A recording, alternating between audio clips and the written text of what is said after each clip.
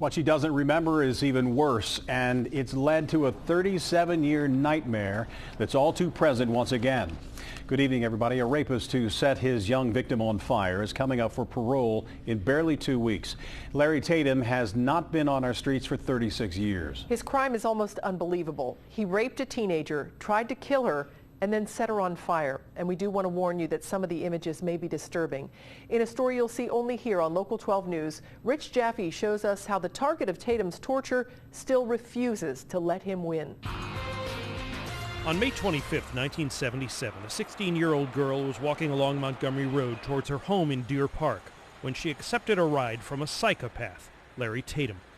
Still fearing for her safety, we agreed not to show you how Donna looks now. I was sitting on a bench, and he had asked me if I needed a ride. I said, I do.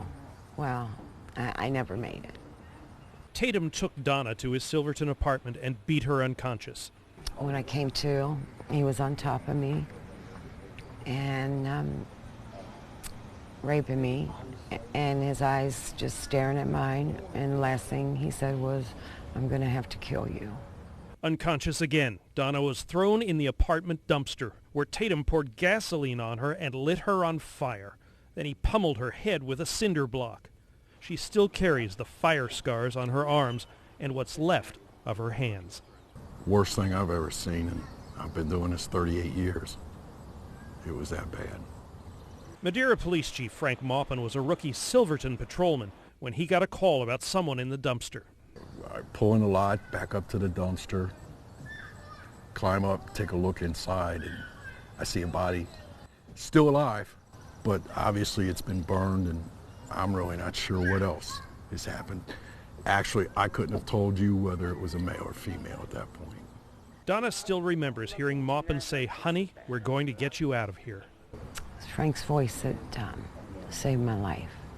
The entire Silverton Police Department came in to work the case, catching Tatum in just 24 hours.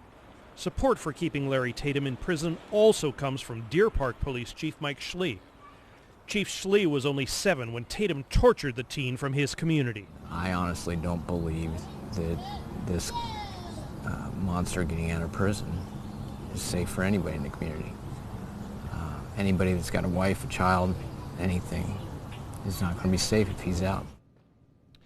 Chief Maupin remembers the day he looked in that dumpster every single time that Tatum comes up for parole. I could see it in his eyes, and you can only imagine how tough all of this is on Donna. She says that she can track a spiral in her life every time that he comes up for parole, every time the board hears this case. And you have to remember that this is the 6th time that has happened.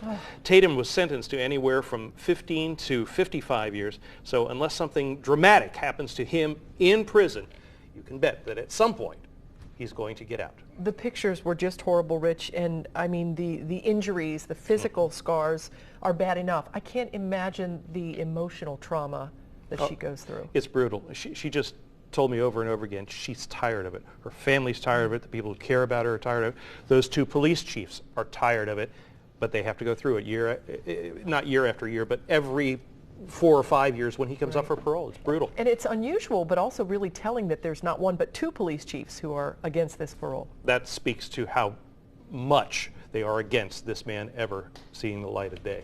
All right, Rich, thank you so much. And Larry Tatum's parole hearing is coming up August 1st, and we'll let you know what happens, of course. If you want to let the parole board know how you feel about the possibility that he could soon be a free man, the Hamilton County prosecutor has an online petition that will be sent to the parole board. We do have a link at local12.com. Just click on the red Get It button. It'll take you there.